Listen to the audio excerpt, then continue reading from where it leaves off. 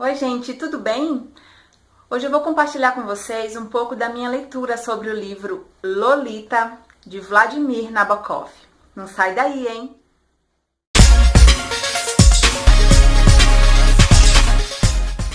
Então, olha, eu aqui vou falar de mais um livro para vocês, só que dessa vez eu não vou falar sobre o Mia Couto, eu não vou falar de literatura moçambicana, agora eu vou falar sobre literatura russa, que é o Vladimir Nabokov. Eu me apaixonei pela escrita desse cara e ele escreve de uma forma que ele transpõe para a linguagem os sentidos. Isso foi o que me chamou a atenção. E eu tive o meu primeiro contato com esse livro através de um filme que eu estava assistindo. Um detetive estava investigando um crime e ele estava vasculhando o quarto de uma vítima de assassinato e ele encontrou esse livrinho aqui.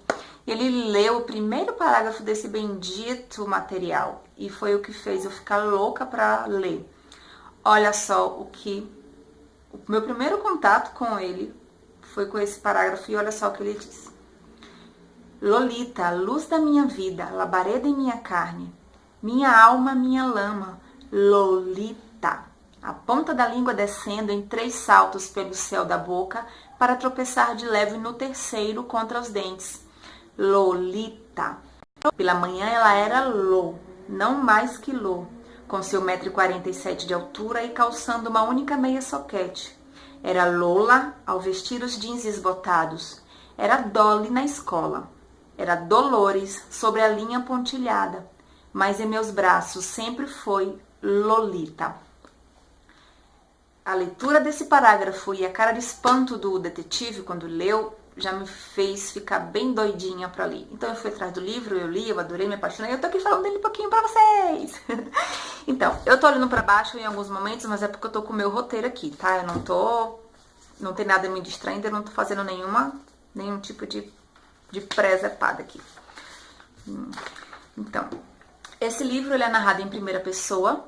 É o narrador, o protagonista, ele conta sua história, ele fala sobre a Lolita, que era uma menina de 12 anos porque ele se apaixonou. Só que o problema é que esse homem, ele é um homem já de meia idade, é um professor de literatura francesa, ele vai para os Estados Unidos dar aula na universidade e ele aluga um quarto na casa de uma viúva chamada Charlotte Haze, que tem a sua filha Dolores Haze, de 12 anos, porque ele se apaixona e passa a ser a sua Lolita, é um nome íntimo que com o qual ele trata ela. Ela era Dolly e ela era Lolita também. E tem muitos aspectos nesse livro que eu não vou conseguir comentar, porque eu não quero que o vídeo fique extenso e cansativo. Mas eu quero já de início falar que eu não vou aqui tecer questões, eu não vou discutir as questões da pedofilia, eu não vou falar sobre esse livro sob um cunho feminista, eu não vou falar sobre nada disso. Os meus comentários são somente sobre as questões mesmo da linguagem, a questão como o Vladimir constrói a sua narrativa, a forma como as palavras elas são articuladas para produzir os sentidos. Então isso é o que me chama a atenção e é sobre isso que eu quero falar. Lógico, eu não vou falar sobre tudo que eu quero, mas eu vou só comentar algumas coisas, tá bom? Não quero me fixar também ao enredo. Então por isso que eu vou só dar uma pincelada para conseguir falar sobre as coisas que me chamaram a atenção. Então, esse homem é o Humbert. Ele vai morar na casa dessa Charlotte Haze, se apaixona pela Dolores, que é uma adolescente de sexualidade precoce. Ela provoca ele em muitos momentos e ele fica louco, ensandecido, louco, obcecado por essa menina. Só que ele não tenta nada. O seu primeiro contato íntimo entre eles dois vai acontecer na célebre cena do sofá. Vale um parêntese aqui, vale dizer que esse livro foi publicado somente em 1955, ele teve várias rejeições antes de sua publicação, porque algumas editoras não quiseram publicá-lo, por conta de ser considerado um livro polêmico, um livro inadequado e promíscuo. Em 55 ele foi publicado, em 1997 ele teve uma adaptação para o cinema também. O diretor britânico Adrian Lyne produziu esse filme, uma adaptação que, ao meu ver, ficou muito boa, eu gostei muito. E eu vou deixar aqui na descrição do vídeo o link para esse filme também, se vocês quiserem assistir depois, tá? E o primeiro contato íntimo deles dois foi na famosa cena do sofá. No filme, essa cena não consta, ela foi cortada, mas eu achei essa cena separada depois no YouTube. E eu vou deixar aqui também o link dessa cena. E eu quero falar dela. No sofá acontece um clima indiretamente descrito por Humbert, mas o que é mais interessante é uma cena extremamente erótica, extremamente excitante, só que ele não usa palavras obscenas, ele não usa palavras pornográficas diretamente para conseguir produzir esse sentido no leitor. Ele usa palavras normais, só que ele faz uma combinação de uma tão perfeita, ele usa de uma maestria tão incrível na combinação das palavras, a linguagem, como ele constrói a sua fala, a descrição dessa cena, foi o que me deixou assim extremamente encantada. E eu grifei aqui algumas palavras que eu vou ler para vocês, tá vendo?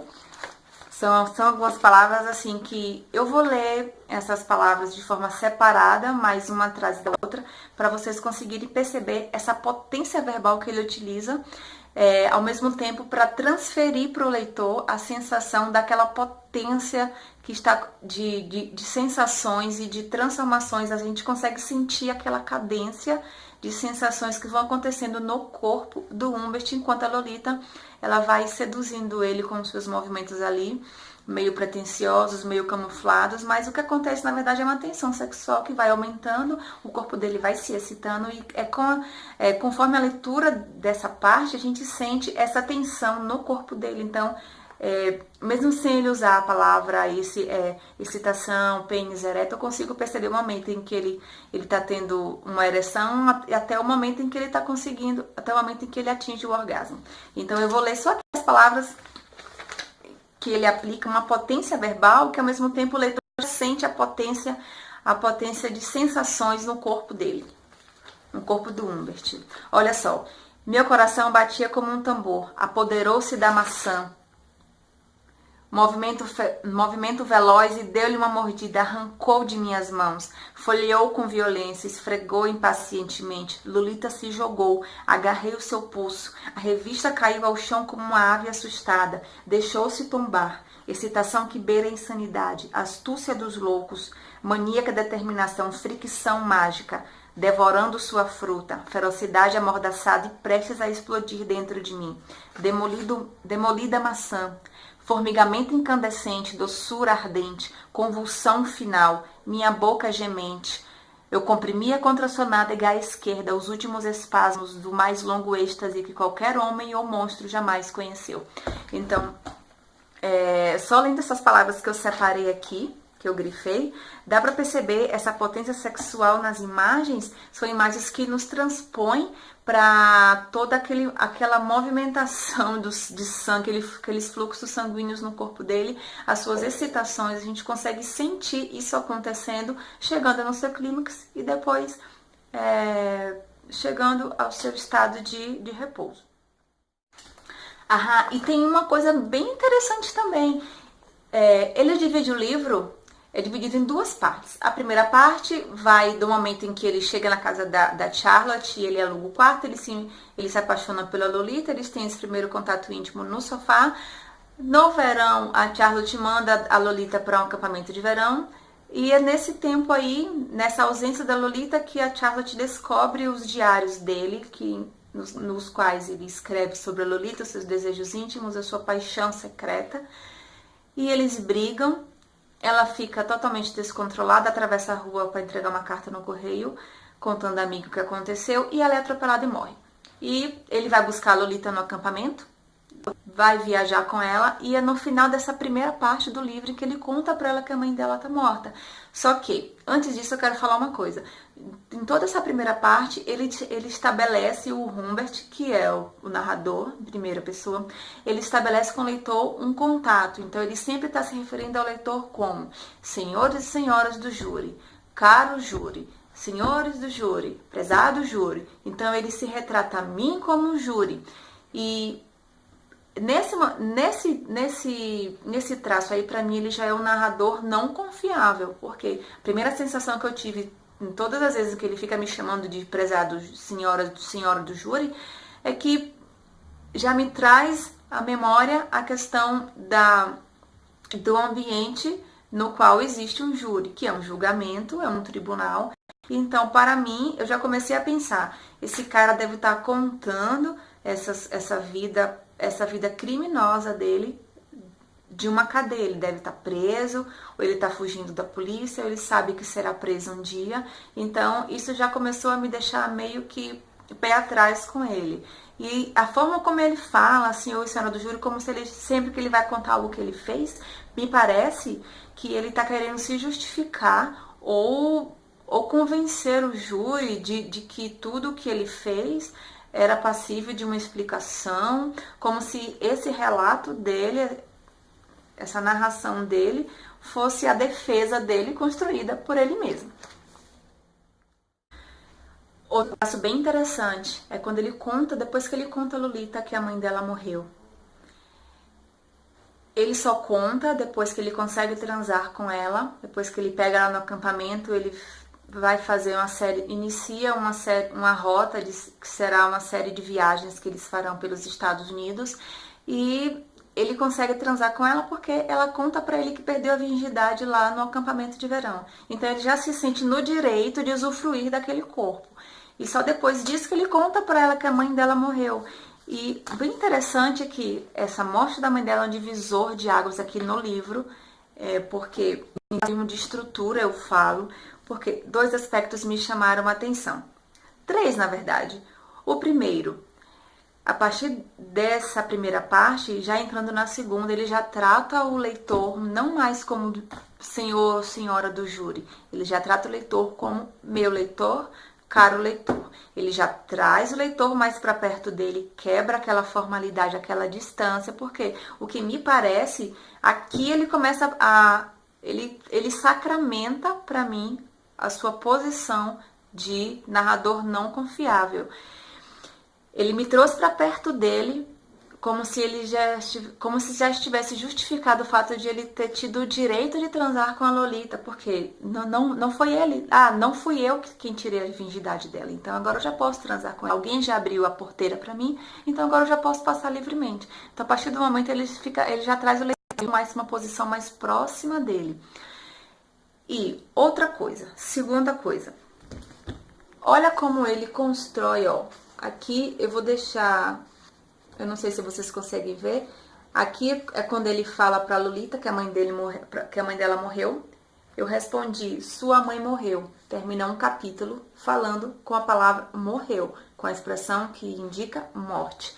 Ele continua o próximo capítulo, que é só um parágrafo, falando na alegre cidade, tal, ele diz o nome da cidade. Comprei-lhe alguma. Aí ele vai descrevendo as coisas que ele comprou para ela. Então assim, ele termina o capítulo com a palavra morte e começa o outro já denotando alegria. Houve esse ato aqui, esse abismo entre essa passagem da morte para a alegria, mas eu fiquei esperando, mas não vai ter o luto, não vai ter o choro de Lolita. Ele já começou com essa alegria, só que essa alegria é a alegria dele. Ele estava feliz porque teve uma noite, a sua primeira noite com ela, mas o cara não tá nem aí porque a mãe dela morreu, não tá nem aí pros sentimentos da menina.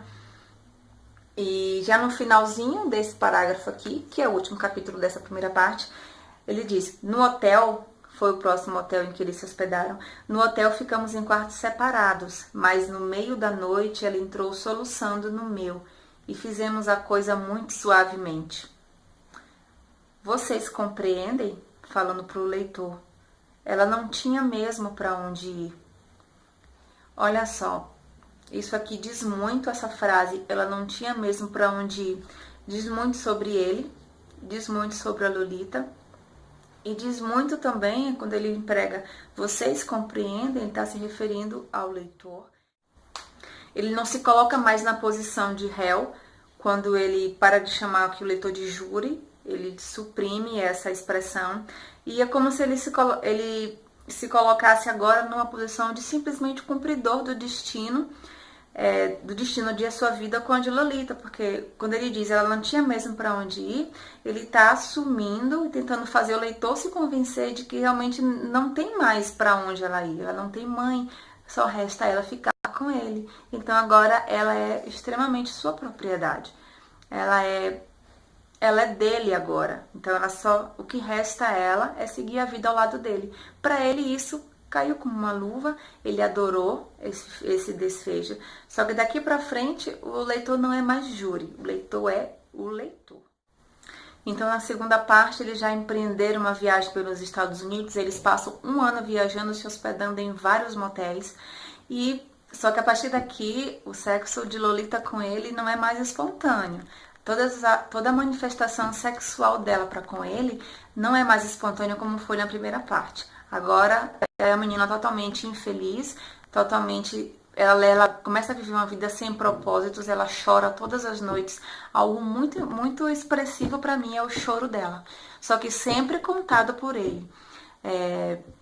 Ela vive uma vida sem propósitos e isso incomoda ele. Esse jeito dela rebelde, ela responde ele, ela briga com ele, ela insulta ele o tempo inteiro e se ele quiser transar com ela, ele tem que pagar. Ela cobra ele dinheiro, então o sexo dela ele só obtém através de troca de favores e com pagamento. Olha só a descrição dele em relação ao comportamento dela. No mais das vezes, arrastando os pés, com aquele ar de enfado que ela tão bem cultivava, Lô se deixava cair abominavelmente desejável numa cadeira de molas vermelha ou numa espreguiçadeira verde, ou numa cadeira de lona listrada com toldo e descanso para os pés, ou no balanço, ou em qualquer outra cadeira de jardim provida de guarda-sol. E eram necessárias horas e horas de agrados, ameaças e promessas para fazer com que me emprestasse por alguns segundos o seu corpo bronzeado na reclusão do quarto de $5 antes de irmos fazer qualquer coisa que ela julgasse preferível à minha pobre felicidade. Então ela não tinha momento nenhum de prazer com ele, tudo que ela fazia era em troca de favores e de dinheiro, então ele começava a se angustiar com essa resistência dela para com ele. Só que em nenhum momento, até nas vezes em que ele descreve o choro dela, ele diz mais na frente que ela chora todas as noites nos braços dele ou não estando nos braços dele. Toda vez que eles transam, ela chora e ela chora. E algo que me deixa muito pé da vida é que ele não dá voz a ela. Eu sei que a narração é em primeira pessoa, é ele quem está narrando, mas as falas dela, em que ele põe lá as aspas e que transcreve a fala dela, é muito pouco. E em todas as vezes em que ele transcreve a fala dela, é sempre expressões de insatisfação, ela xingando ele, ou ela chorando com ele brigando, ou eles brigando. Mas às vezes em que ele fala dela, assim, é muito pouco em relação ao mundo interno dela. Em nenhum momento eu consigo achar indícios que vêm da parte dela, demonstrações, manifestações de sentimento do mundo interno dela, vindo da própria boca dela. Sempre as informações que eu tenho são dadas a mim por ele. E isso me deixa muito duvidosa, porque são as impressões dele. Tudo que ele fala aqui nesse livro, tudo que ele fala em sua narrativa, é tudo a partir do ponto de vista dele. É tudo sobre ele, na verdade. E ele é tão filho da puta mesmo, que ele é incapaz de perceber o sofrimento da menina em relação à vida sem liberdade que ele faz ela viver. Ela não pode falar com ninguém, não pode fazer, não pode sair sem que seja com ele, sem a permissão dele. E olha só esse trecho aqui super interessante, quando ele fala o seguinte: como eu gostava de levar-lhe aquele café e depois me recusar a servi-lo até que ela cumprisse seu dever matinal. E era um amigo tão atencioso, um pai tão apaixonado, um pediatra tão dedicado, cuidando de todas as necessidades de seu corpinho castanho e moreno. Minha única queixa contra a natureza era não poder virar minha Lolita pelo avesso e aplicar os lábios vorazes a seu jovem útero, a seu coração desconhecido, a seu fígado nacarado, às uvas marinhas de seu pulmão, a seus graciosos rins gêmeos. Então, no momento em que ele fala sobre o lado interior da Lolita, é o lado físico. Ele não consegue ir além a partir de sua realidade física. Então ele é incapaz de penetrar no universo sentimental da garota. Ele só consegue enxergar a parte carnal dela, que é o que move os seus sentimentos, se é que podemos chamar isso de sentimento. Então ele só se preocupa com ele, tudo é sobre ele. O livro é sobre, na verdade, para mim o livro é sobre ele, não é sobre Lolita. É sobre o que a existência dessa Lolita provoca nele e faz ele existir, na verdade. Vou já pular para a parte da traição. Depois de um tempo eles mudam para uma cidade e nessa cidade onde ele vai ensinar, ela estuda e ele vai dar aula numa universidade. Ele coloca ela numa escola que é só para meninas e, claro, o que mais agradou a ele, essa escola, ela tem uma universidade só para mulheres. Só que depois ele se arrepende amargamente de ter colocado a Lolita nessa escola, porque é lá que ela vai conhecer o seu amante. Ela se envolve com o dramaturgo da escola quem escreve a peça de que ela participava, da qual ela participava, e é só que essa traição ela só vai ser revelada, a identidade desse dramaturgo só vai ser revelada no final, no final. Mas eu já vou adiantar aqui. Ela trai ele, se envolve com ele, consegue fugir dele, ele leva ela embora, e esse Humbert começa a sua vida louca, a sua caminhada louca tentando encontrá-los, mas ele não consegue. Então, se passam aí 3 anos, ele sem Lolita, e ele só vai saber da vida de Lolita lá mais pra frente. Depois desses 3 anos, ela manda uma carta para ele pedindo dinheiro. Nessa carta, ela diz que está grávida, e eu vou ler essa passagem. Eu preciso ler essa passagem porque é um dos raríssimos momentos em que eu tenho acesso à voz de Lolita, as palavras dela que vêm para as minhas mãos. Olha o que ela diz na carta. Querido papai, como vão as coisas? Estou casada. Vou ter um bebê. Acho que ele vai ser bem grandinho. Acho que vai chegar lá pelo Natal. É difícil escrever esta carta. Eu estou ficando maluca porque não temos dinheiro para pagar nossas dívidas e sair daqui. Prometeram ao Dick um emprego muito bom no Alasca, onde ele poderia aproveitar seus conhecimentos de mecânica. É tudo que eu sei, mas parece uma ótima oportunidade. Desculpe se não dou o endereço de nossa casa, mas você pode estar ainda muito zangado comigo e não quero que o Dick saiba de nada. A cidade onde estamos é uma coisa. Felizmente, o nevoeiro misturado com a fumaça das fábricas é tão forte que nem dá para ver os idiotas que moram aqui. Por favor, papai, mande um cheque para nós. Acho que podemos resolver tudo com uns 300 ou 400 dólares, talvez até menos. Qualquer coisa já ajudaria. Pode vender minhas coisas velhas, porque quando chegarmos lá, vamos ganhar um dinheirão. Escreva, por favor. Passei por muitas tristezas e sofrimentos. Aguardando notícias. Dolly, entre parênteses, Senhora Richard F. Schiller. Assim ela assina a carta, ele já fica louco, ele pega logo o seu revólver e já começa a planejar o seu encontro com ela. Ele quer matar esse cara que tá com ela, e pensando que foi ele que raptou ela dele. Mas ele vai lá no barraco, ele consegue descobrir o endereço dela, ele vai no barraco onde ela tá, ele encontra ela grávida, e interessante a descrição dele quando ela abre a porta para ele. Alguns centímetros mais alta, óculos de aros cor-de-rosa. Penteado novo, os cabelos repuxados para cima, novas orelhas. Como tudo era simples. O momento, a morte que eu tinha evocado sem cessar durante 3 anos era tão banal quanto um pedaço de lenha seca. Ela estava, obviamente, imensamente grávida. Sua cabeça parecia menor. Na verdade, só se haviam passado 2 segundos, mas deixem que dê a eles a duração de uma árvore, de toda uma vida. Pálidas sardas salpicavam-lhe as faces encovadas, as canelas e os braços nus exibiam cabelos que o bronzeado do sol outrora ocultara. Usava um vestido de algodão marrom, sem mangas, e surrados chinelos de feltro. Essa é a simples descrição física dele, lógico. Ele é incapaz de descrever qualquer reação dela, um olhar dela, de interpretar qualquer expressão sentimental ou emocional dela. Ele é incapaz disso. Ele é limitado somente a descrições físicas. O que mexe com ele é o físico da garota.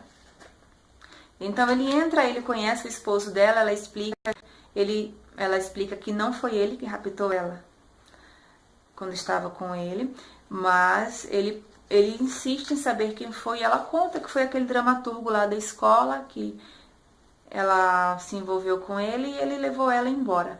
Só que, na verdade, ele recrutava meninas para fazer filmes pornográficos, e quando ele levou ela lá para a fazenda onde ele gravava esses vídeos e tentou obrigá-la a gravar também, ela se recusou e ele expulsou ela de lá. E aí ela não conta como encontrou esse rapaz, esse Dick, mas ela, enfim, casou com ele, está grávida, e ela só quer do Humbert o dinheiro.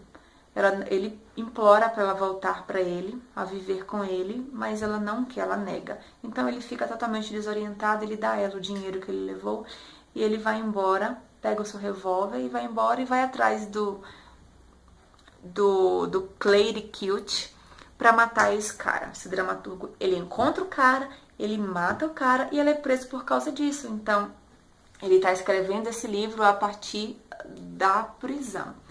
Então, assim, lá no começo, quando ele começa a me chamar de senhora do júri, eu já começo a desconfiar que esse cara tá escrevendo esse livro, ou ele já tá preso, ou ele vai ser julgado. E o que me parece é que ele tá escrevendo o seu discurso de defesa ou de justificativa, para que não pegue assim uma pena tão alta. Então, o interessante é que desde o início eu já tenho essas pistas da temporalidade, de onde ele tá me escrevendo esse relato. E no final, tem essa confirmação. Então, ele escreve na cadeia enquanto aguarda o julgamento. E o seu fim é extremamente triste, ele é condenado e não se fala mais de Lolita. No final, ele simplesmente expressa alguns votos a ela. Olha o que ele diz. Seja fiel ao teu Dick. Não deixe que nenhum outro homem te toque. Não fale com estranhos. Espero que você ame teu bebê. Espero que seja um menino. Esse teu marido, assim espero, sempre te tratará bem, porque senão, meu fantasma o atacará como uma nuvem de negra fumaça, como um gigante insano, e o destroçará nervo por nervo. E não tenha pena do Clay Cute. Era preciso escolher entre Humbert e era desejável que Humbert existisse pelo menos alguns meses a mais, a fim de que você pudesse viver para sempre nas mentes das futuras gerações. Estou pensando em bisões extintos e anjos, no mistério de pigmentos duradouros, nos sonetos proféticos, no refúgio da arte, porque essa é a única imortalidade que você e eu podemos partilhar, minha Lolita. Então ele inicia o livro falando que a Lolita é sua, e ele termina o livro ainda sustentando esse sentimento de posse com a Lolita. Então esse foi o livro do Vladimir, a Lolita. Esse narrador, ele escreve de uma forma extremamente inteligente e ao mesmo tempo provoca no leitor, provocou em mim uma neurose, uma raiva, uma revolta, porque a sensação que eu tive foi que ele tentou me dominar também desde o início, meio que roubar a minha mente pro lado dele, para tentar entender o lado dele, mas depois eu fiquei com raiva, porque eu fiquei tentando encontrar pistas, tentando encontrar a voz de Lolita dentro da voz dele, ele não dava voz a ela. E esse é um livro triste, porque na verdade eu não sei qual foi o fim da Lolita, né? Eu não tive muito acesso aos sentimentos dela, mas eu pude supor muitos dos seus sentimentos, e ele teve o fim que ele mereceu, né? Porque afinal de contas aqui não é nenhuma apologia à pedofilia. Minha intenção aqui foi mostrar somente a forma como Vladimir utiliza a linguagem para construir os sentidos e construir a sua própria narrativa. E, gente, é isso. Eu desejo para vocês um feliz ano novo, maravilhoso. Eu quero que suas festas sejam muito divertidas e que o 2017 venha aí cheio de realizações, cheio de bênçãos e muita saúde, tá? E com fé em Deus a gente vai se ver mais aqui. Um beijo e até o próximo vídeo.